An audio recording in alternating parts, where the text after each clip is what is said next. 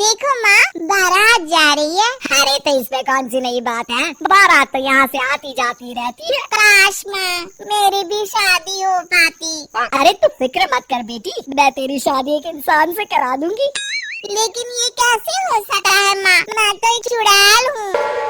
अरे सब इलाज है मेरे पास। कल ही हम नदी के किनारे वाले जादूगर के पास चलेंगे, वो अपनी शक्ति से हम दोनों को इंसान बना देगा। और ठीक ऐसा ही होता है। जादूगर उन दोनों माँ बेटी को चुड़ैल से इंसान के रूप में बदल देता है। ये तो कमाल हो गया माँ, अब तो मुझे कोई पहचान नहीं पाएगा।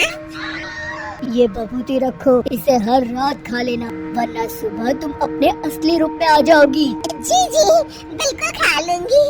कुछ दिनों के बाद चुड़ैल की माँ अपनी बेटी की शादी धोखे से हरीश नाम के लड़के से करवा देती है। फिर एक दिन अरे मान गए हरीश, इतनी सुंदर पत्नी तो किस्मत वालों को मिलती है, और एक तुम हो कि खुश होने के बजाय हमेशा तुम्हारा मुंह हारे हुए लीडर के चमचे की तरह लगा रहता है। अरे सुन भाई, मेरी पत्नी सुंदर है तो क्या करूँ, नाचूं? देख लाला, सुबह सुबह मेरा दिमाग खराब मत कर। अरे वो सब तो ठीक है, लेकिन एक बात मेरी समझ में नहीं आती। तुम हर दूसरे दिन कम से कम 10 लोगों का राशन खरीद कर ले जाते हो। अरे आखिर तुम इतने राशन का करते क्या हो? तुम्हारे घर में तो खाने वाले सिर्फ 4 लोग हैं। अरे तुझे मेरे घर की बातों से क्या लेना देना, तू चुपचाप अपनी दुकानदारी कर, वरना यहाँ दुकानों की कमी नहीं है। इतना कहकर हरीश वहाँ से चला जाता है। हरीश जैसे ही घर पहुँचता है, भगवान ये क्या हो गया, मेरी तो किस्मत ही फूट गई। अरे क्या सोचकर मैंने अपने बेटे की शादी करवाई थी। अरे क्या हो गया, तेरी बहू तो एक नंबर की चांडाल निकली, मुझे मेरे घर की नौकरानी बना दी। कमला क्या बड़बड़ कर रही है? चुपचाप काम नहीं कर सकती क्या? ठीक है बहू, रो मत माँ, सब ठीक हो जाएगा। अरे ओ माँ के बच्चे, पहले ये बता तुझे घर आने में इतनी देर कैसे हो गई? अरे भाग्यवान, मैं दुकान से राशन खरीद रहा था। आखिर तुम 10 लोगों का खाना अकेले खा जाती हो, इसलिए हर दूसरे दिन राशन खरीदने जाना पड़ा है। अरे चल ठीक है। ए कमला, फटाफट मेरे लिए खाना बना, बड़ी जोरों की भूख लगी है। मैं अपने कमरे में जा रही हूँ। ए हरीश, चल मेरे पैर दबा। मेरी समझ में नहीं आता, ये बहू आखिर हमसे किस जन्म का बदला ले रही है, हमने उसका क्या बिगाड़ा है।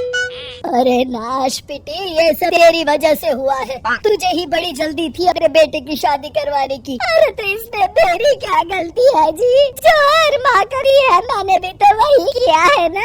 सही तरीके से जांच पड़ताल तो कर लेती कि लड़की कैसी है, स्वभाव कैसा है। इस तरह आंसू बहाने से कोई फायदा नहीं। जो गलती की है अब तो उसकी सजा भुगतनी पड़ेगी। आपका ये भाषण सुनने का मन नहीं है मेरे पास।